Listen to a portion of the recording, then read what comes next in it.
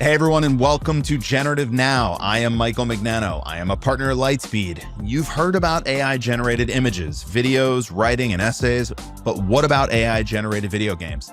That's what we're talking about this week on the pod, where I talk to the CEO of Rosebud AI. Using Rosebud, users can create custom AI-generated games with just a few lines of code.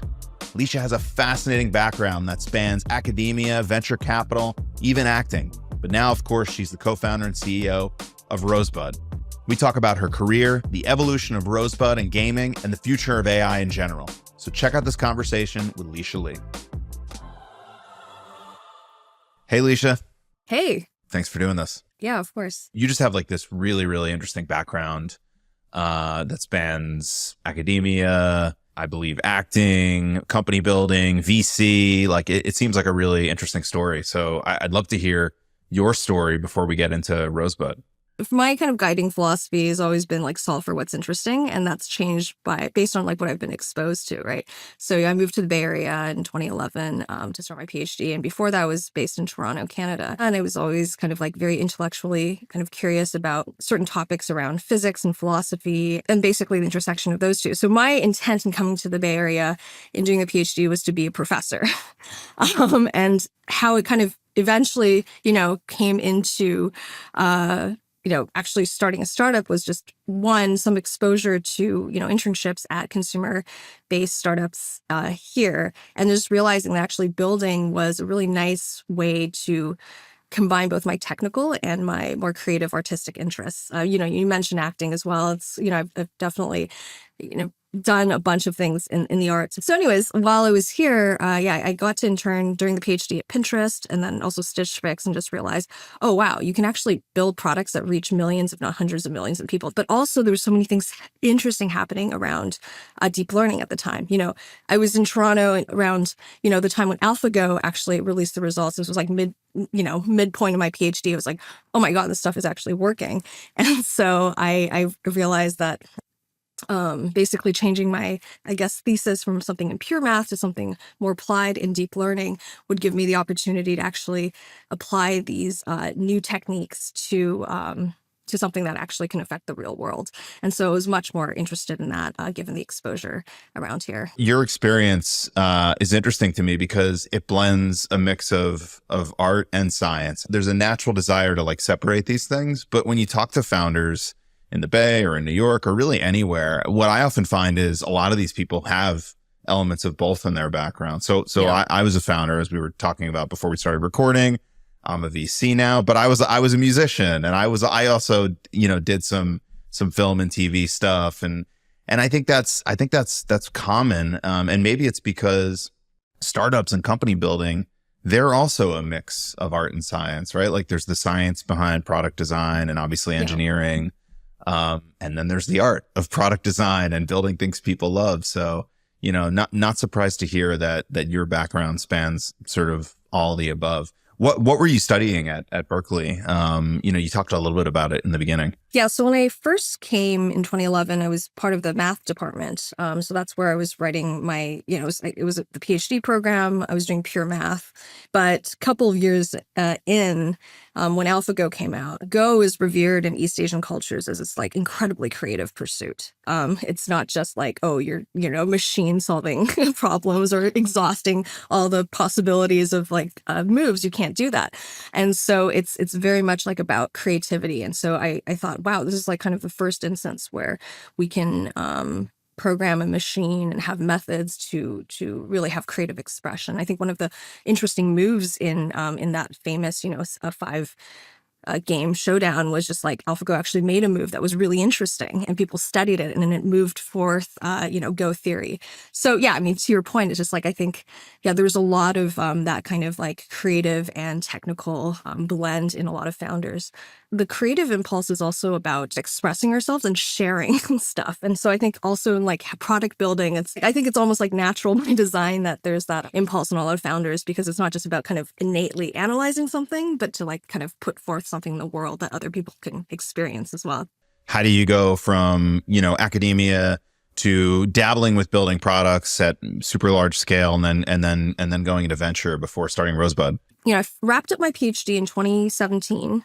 And, at the time, there's very obvious moves you can make coming out of a, technical degree, a PhD in deep learning. You can join labs, you can work as a researcher. I was always a little bit a bit more kind of horizontal in my curiosity. And especially after I sort of tunneled vision in the PhD for 6 years, I was like, okay, I'm going to try to go wide and explore. So my now husband, then boyfriend at the time, was at the GSB. I just got to learn a little bit more through some of the exposure there of what venture capitalists do, because it's kind of black box even if you're in the Bay Area. And so I got connected with one of the GPs at Amplify Partners, Mike Dauber. Having gone and done a PhD in this area, actually could bring in a lot more kind of understanding and networks of people that they might be interested in connecting with. And so there's something I can bring to the table, and obviously I can learn a lot more about what early stage venture is about, which is really just identifying what are really interesting people and projects to develop, understanding and relationship with, and see how you can be helpful. And I'm like, oh, actually, that's kind of like a breath of fresh air from just tunnel visioning on my thesis all these years. So I ended up joining Amplify, and I really enjoyed actually that aspect of venture. It was very much and you definitely know this, but it's very strange that the analysis part, I think, is quite small, and much more of it is just actually getting exposure to, not that it's not important, it's just that you actually have to have exposure to the right projects and people in order to find the best deals. And that's really interesting, because it really just meant that a lot of my time was spending talking to who I thought was interesting and doing really deep projects, and where I thought the future was heading in terms of what kind of products should be built with this new tech. So that was great. However, I didn't join with the anticipation that I would start a startup. It was just that about a year in, taking us to 2018, we had the first results from Style Again. And before that, there was very more trivial results out of generative adversarial networks that were really hinting at where generative AI can go. And to me, it was at first I was like, okay, this, I'm a venture capitalist right now, so I'm just looking for companies that are building interesting products with this. The more that I was looking for these things, the more that I realized I was actually thinking about building it myself. And I'm trying to seed ideas to people and, doing that. And I'm 3 months into that, I was like, okay, I think I kind of want to just try to build it myself, because I don't know if it's going to happen in 2 years or 10 years, but I feel like generative AI Totally. Was going to be, just instrumental to changing up content creation.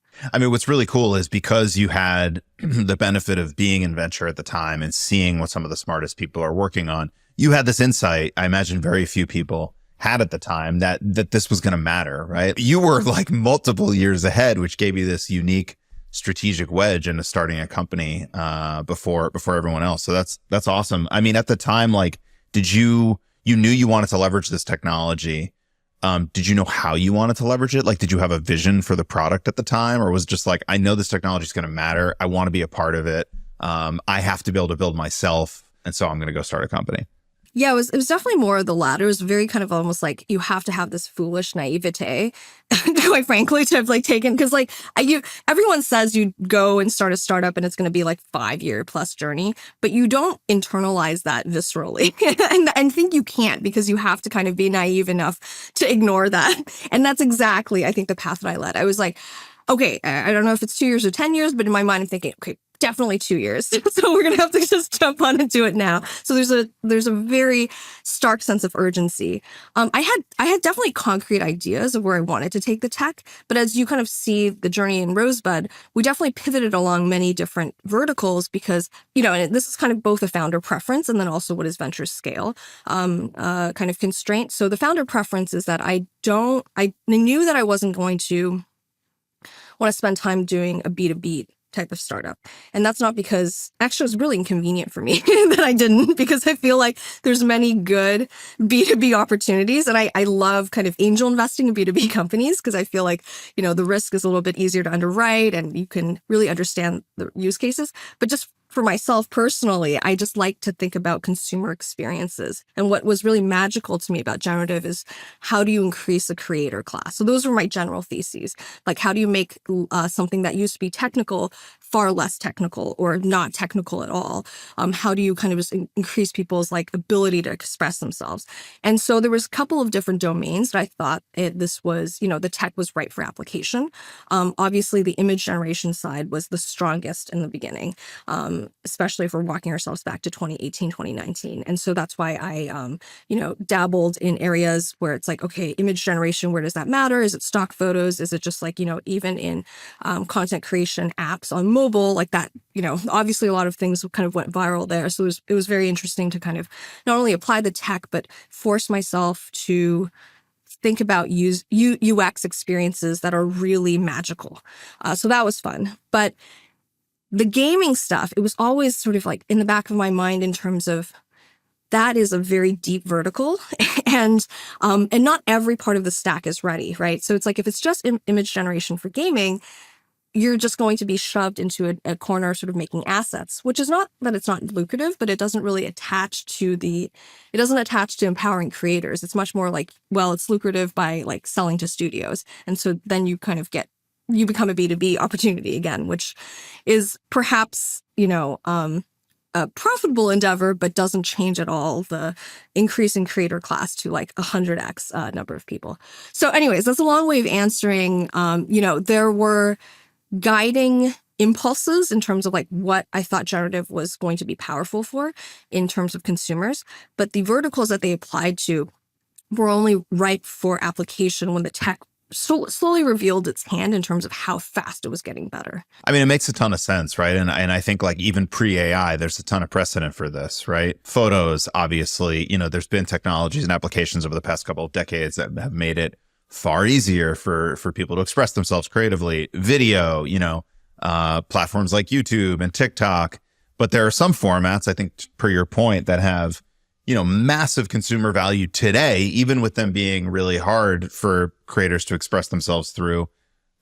Whereby if you did make it easy for everyone to express themselves through these formats, they could become so much bigger. And so, yeah, yes. I mean, like music comes to mind to me as one of them, but games are so obviously one of them. I mean, gaming is a gigantic industry, but very small number of people actually contribute the IP to this industry. So it makes a ton of sense. And I think that's really smart as sort of like your North Star for the business. So how do you go from sort of that general idea for the usage of a technology to landing on what the product is today? Like maybe take us through some of those twists and turns.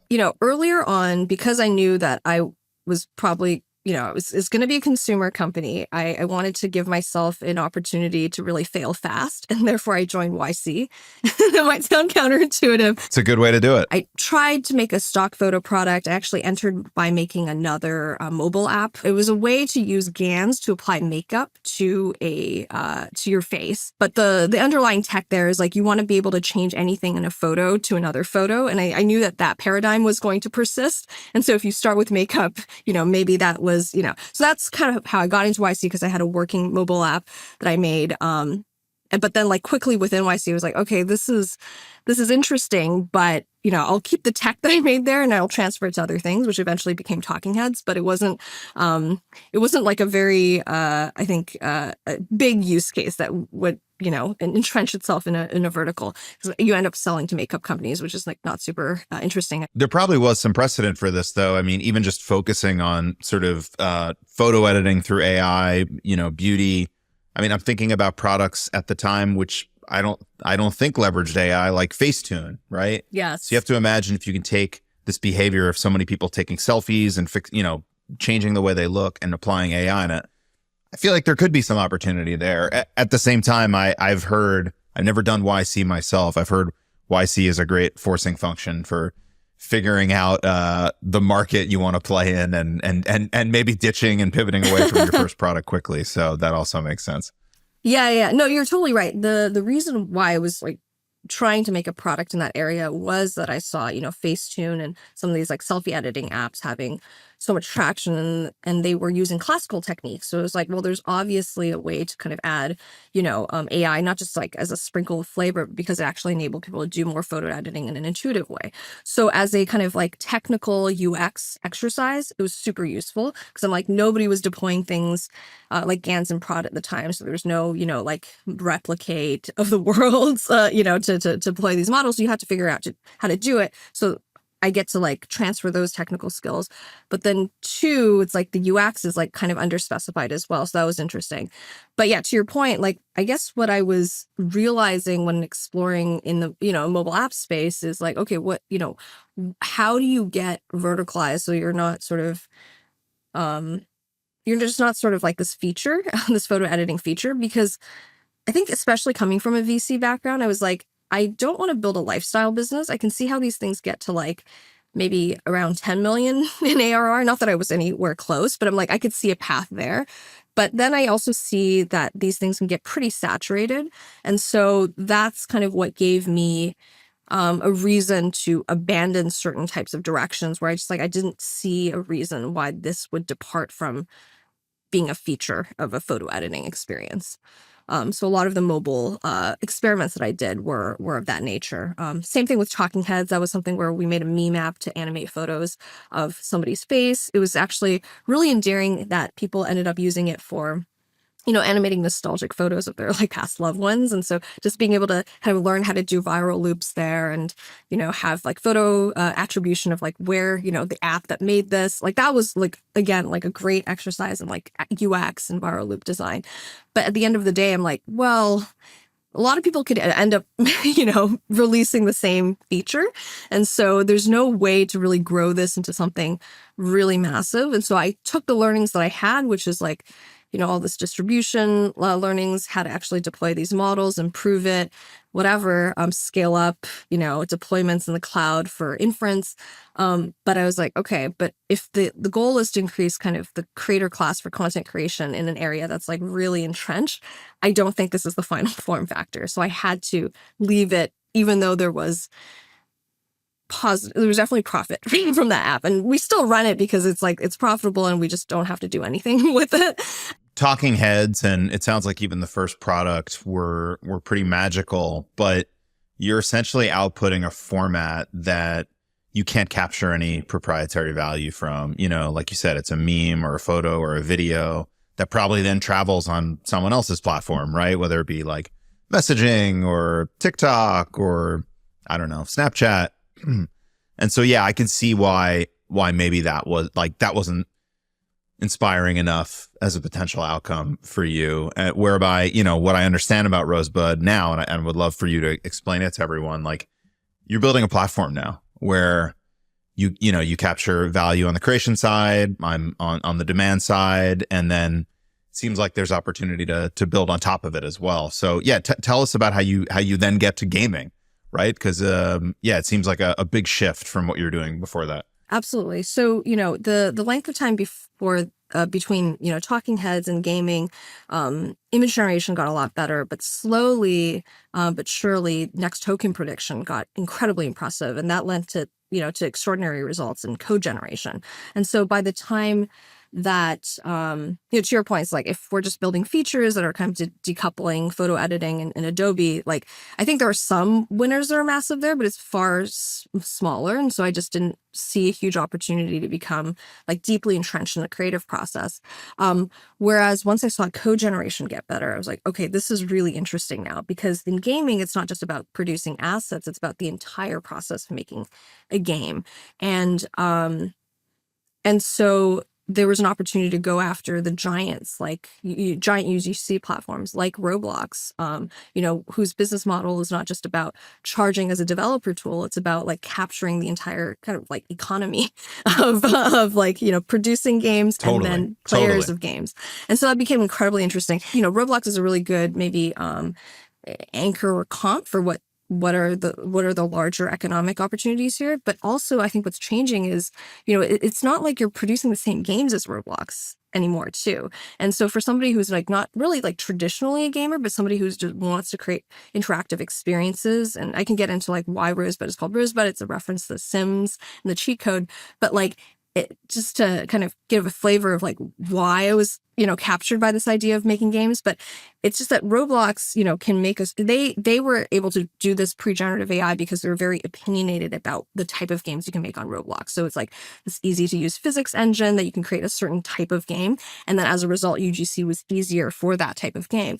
But like with generative, it's a far wider class of stuff because you're getting code generation to, in a fully fleshed game engine. And then also you're plugging in not only just traditional components of that game engine, but like say the rendering engine could be completely replaced by generative methods as well. So like how fast that's moving also presents a amazing opportunity for startups because the incumbents just like can't rip out huge swaths of their technical stack fast enough, as much distributional advantage as they have, like it's just going to be very difficult for them to adapt. And so then it just became like so obvious as like, despite all of the disadvantages startups have, this is the time to be kind of like diving into, trying to replace the massive UGC platforms of today. But the content itself, like it's pretty robust, right? Like not only are you giving anyone the ability to make a game, but there's also like there's code as well, right? Like it's generating code that then the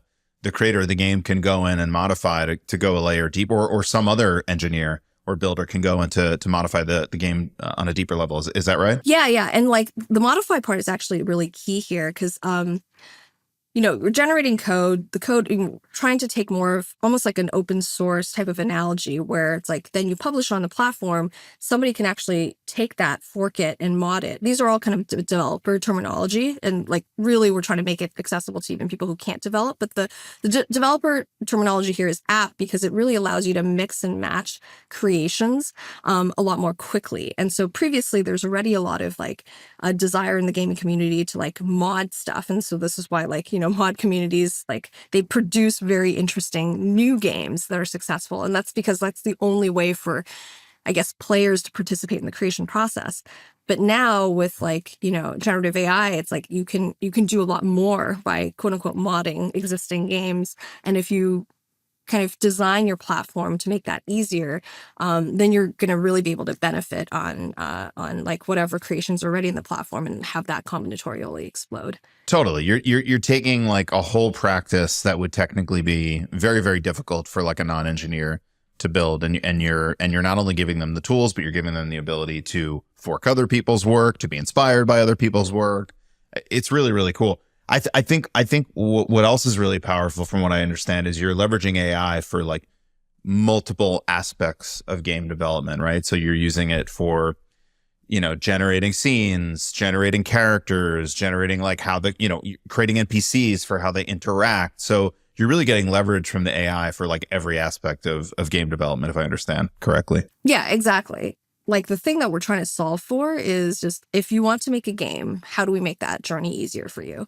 And so having it kind of live in one place is great. People can actually generate assets in other places and upload. That's fine as well. But if you haven't done that, then there are custom models we've made on Rosebud that allow you to kind of quick start. It's just like, how do we reduce that time to like magic as quickly as possible? So, it serves that purpose. And the other thing is like, because we've chosen JavaScript as the programming language here, which is not traditionally like great for gaming, because a lot of the classical pipelines, like Unity, Unreal Engine, they're based on compiled languages because they have to worry about optimization. But JavaScript is actually quite adaptable to a lot of the new generative techniques because it's dynamic, obviously, and then you can actually add in a lot of the in-game generation, or if you have to rip out certain parts of it, you can do that because of like how the language behaves. So that's to your point about like why are we able to add different generative methods to the whole process. It's because we're doing this like browser-based approach. I imagine that for aspiring game developers, this is like a no-brainer. Like the value prop is so clear. But I also imagine you run into the same challenge any, sort of two-sided marketplace runs into, sort of, chicken or egg. People are coming to create the supply, but demand is super hard when people are already playing games on a ton of other platforms, whether that's, games on their iPhone or Android device, games on Steam, their consoles. Like, how do you solve the distribution problem so you can create this flywheel that keeps the creators coming back? This is not particular to generative AI, but like in terms of like all UGC platforms, there's some sense of like what are the incumbent maybe creators that already have some distribution? What are they not satisfied about? And then you try to appeal to them. So there's a little bit of that, but actually there's something else that's kind of really interesting that's happening in terms of like, can we ride a wave that exists that kind of looks like gaming but isn't really being addressed or can't be addressed as well by incumbents. And so, when Character AI came out last year, I think what was really interesting to me about it is like, one, it has an incredible amount of traction organically. Two, it wasn't just because it's not safe for work, right? So it's like in the beginning, I think there was some issues because it was just like not safe for work. So nobody's maybe surprised by that. But then they try to fix that problem, and it still has some, it still has attractive traction. And so then you start seeing other apps kind of spring up that tried to imitate like what was like perhaps, attracting or retaining users there. I think part of that is just like having an LLM that creates really compelling characters that have relationships with, people. And I don't mean that just in a romantic sense. So what was really interesting to me about that is like, okay, that's obviously a mechanic within gaming, like just developing really compelling relationships with NPCs. So what can we sort of use there that there's obviously a wave for some level of organic growth, but as a seed to build up like more AI native mechanics that is just like a very different type of flavor of game than what the incumbents already do well. And so that kind of is our general strategy for distribution. It's like, let's try to dog food our own game engine to create a bunch of games that are, that are in this like new area that could attract users. But because we've built a game engine that should be easy to use, we can actually scale those games up ourselves. And that doesn't look very different from like what Roblox did even in their early days. Like they had to like dog food their engine a little bit to create a bunch of games that could go viral. So it's a similar strategy, but like a different type of constraint. And then just try to actually, gain users that way. So that would be the general strategy. And kind of right now we're executing on that as well. You're leveraging the platform as Rosebud, the company, to build like the best examples of games that could be made on this to drive interest in the platform. And then some percentage of those game participants end up creating themselves. Is that kind of the way to think about it? In order to gain players, you'll have to do that. Before, when we were just like focused on building a game engine that was good enough to attract no-code users, we didn't actually dog food our engine at all. We just kind of like let the users build stuff. But to your point, it's like it's a chicken or egg problem, because I think what people build is very interesting, but it's not necessarily going to attract maybe a ton of users. And so you also want to be more opinionated about like what will attract users and try to dog food it so that you can test it out in those domains. And what are like the types of games that are resonating most with people? Like what has surprised you and what has, maybe gotten the gamers, the players most excited? On the player side, since we haven't really pushed on that yet, I think it's a little bit harder to assess at the moment, though I can talk about what we're trying to like make more of. But that's like pre-player data. But the creators, like I've actually just been really charmed by what people were making, because it was a lot better than what I was like doing just by myself on Rosebud.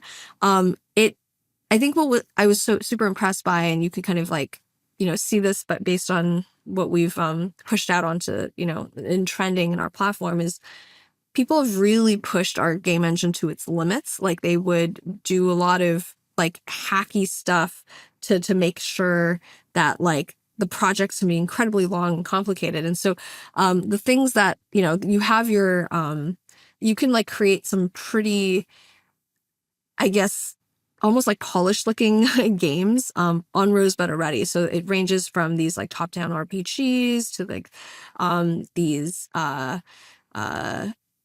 like, you have like different shooter type games, but then also like things with incredible storytelling. So like I get really excited when people don't have a background in coding. They start using Rosebud because they were artists in some, regard. Like they were sound designers, or they created their own assets, but wanted to like put storytelling behind it.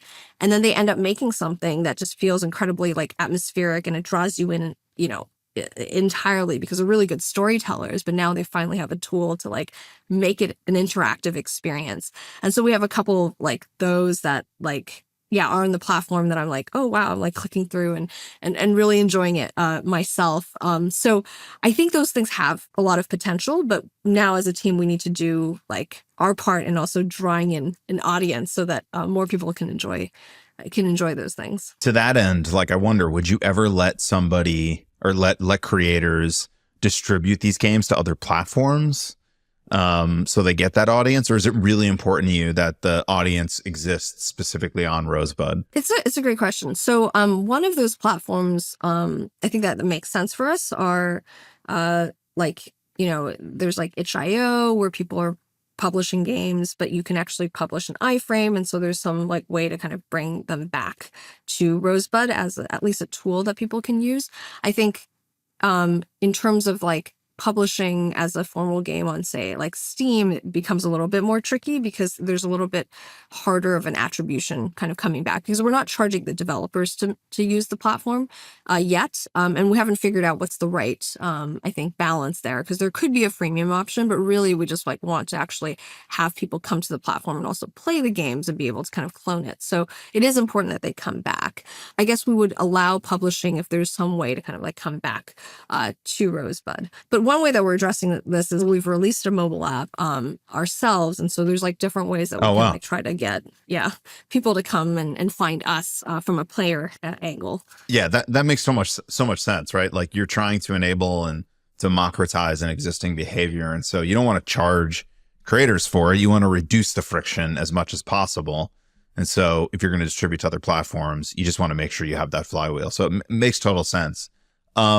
One thing I'm really curious about, sort of from the technical side, like how are you doing all of this, this generative AI work? Like, are these your own models powering, character development, NPCs, the worlds? Like, are these your own proprietary models, or are you leveraging, GPT-4 to do NPC conversations? Like, how does it all work? It's a combination of both. So the important thing is we actually need to like make an agent framework work underneath the hood. So if you think about, like, let's talk strictly about the creator experience right now. So it's prompt based. So if a creator comes in and they ask our, chatbot, which the community has coined Rosie. So they asked Rosie like, hey, I want to make this type of game, or I want to like, have some ideas for like how to do this. Like, what we have to figure out underneath the hood is like, hey, does this person want Rosie to generate code? Do they want suggestions? Do you want to like break some like a plan down? And a lot of users are actually, they tend towards the conversational, which is great because like the thing with these agent-based frameworks is you have to kind of get to a level of certainty and feedback of like what you should do. You can't just like come in and be like, okay, they just wanted to generate an asset, and then it was like not even close to what they wanted to do.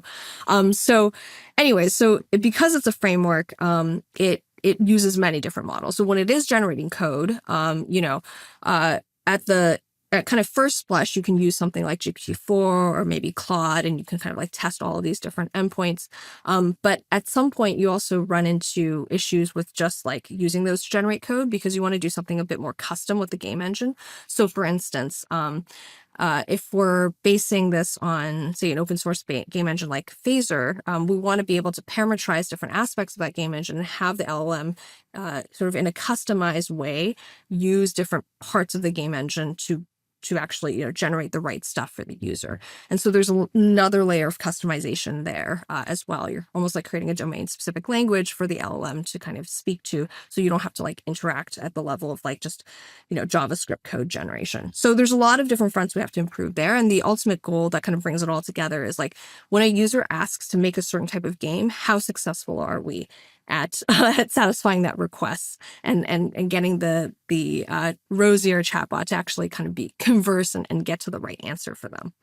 as a team that's building in this space and clearly, based on what you just said, leveraging a lot of the stuff that's being built by the broader market in a space that's moving so fast, like how do you both keep pace with that and make sure that you're able to leverage all the stuff that's coming out in ways that are additive to the product? I mean, it must just be like completely disorienting for any team in this space right now.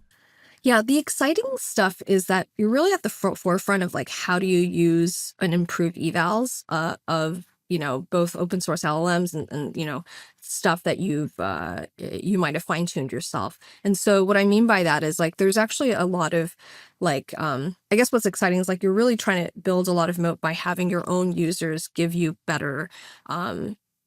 like a better distribution to eval on. So for instance, you might have some preconception of like what are good game code generation evals, but they might not approximate actually what your users really want to do. And so you can take that user prompt data and then translate that into like much better evals. And so you're constantly trying to evaluate what the best models are and how they perform against these like evals for which you're getting like real user data to create. So that's actually really exciting for us. And I think the entire space in terms of like assessing B2B companies that try to solve this problem is also interesting for us because like we don't want to be building everything in-house. And so it's a lot about like, okay, these are the real problems that AI application companies are facing right now. Are there good tools out there that enable us to do this faster? So yeah, that's an active problem that we're working on. We talked earlier in the conversation about how you kind of had this ability to see the potential of this technology coming before anyone else did. And that was one of the reasons you wanted to start this company. What are you seeing now, maybe even outside of what Rosebud is doing and what tools Rosebud is building with that gets you really excited? Like, what are people not paying enough attention to right now in the broader AI space that we all will be paying attention to, say, a year from now? Code generation is the structured and very kind of powerful path to doing a game creation. But what's I think really interesting is how much that might also be completely subsumed under a just like one generative model. I don't know if we're close to that future as in the next year or two, but I feel like that's kind of the inevitable path. And so just to be very precise here, I'm not saying models like Sora will replace the game engine because that's actually it's still very different, but I am saying that there's some probably larger model that kind of ends up becoming a much more coherent like world model for creating interactive experiences. And so in anticipating some of that kind of like future research, so part of what I'm doing at Rosebud is also striking a very active a relationship with academia, co-advising PhD students in certain universities to actually try to do that kind of research, and so that we're ready to apply that stuff when it becomes possible to use it in prod. More and more of that pipeline gets subsumed under just like a model and it's like weights rather than us kind of just pasting in different aspects of like features and then kind of, adding models as a feature set. You have to really think about like, how does it replace the entire pipeline? So anyways, that's exciting for startups because it really makes it hard, I think, for incumbents to try to adapt that quickly, but it also makes it like hard for startups because you have to try to anticipate a lot that can change. Lisha, where can the audience go to learn more about Rosebud and what do you recommend they all check out? And of course, are you hiring and where can people find out about hiring opportunities at Rosebud? Thank you. So you just go to rosebud.ai. That will lead you to both play.rosebud.ai, which is where our games are featured and where you can just get, you can get started creating a game. We're removing the closed beta soon. So you should be able to get started. If not, just go to the Discord, introduce yourself, and you'll be able to use it. And then in terms of hiring, absolutely. We are looking for excellent machine learning candidates, obviously, who are interested in making games. And so I think our sort of unique I guess, strength there is just like you get to, if you're passionate about making games and you want to see LLMs and other generative techniques being used in prod in this way, then definitely check out our product and apply. And that information is all at Rosebud AI as well. Awesome. Lisha, thank you so much for doing this. This was fascinating. I learned a ton. I'm sure the audience did as well. Yeah, thank you. This was great. Love the conversation. Thank you so much for listening to Generative Now. If you liked what you heard, please do us a favor and rate and review the podcast on Spotify, Apple Podcasts. And also, please subscribe to the podcast. That stuff really helps. And if you want to learn more, follow Lightspeed VP on YouTube, Twitter, or LinkedIn. Generative Now is produced by Lightspeed in partnership with Pod People. I am Michael Mignano, and we will see you next week. Thanks so much.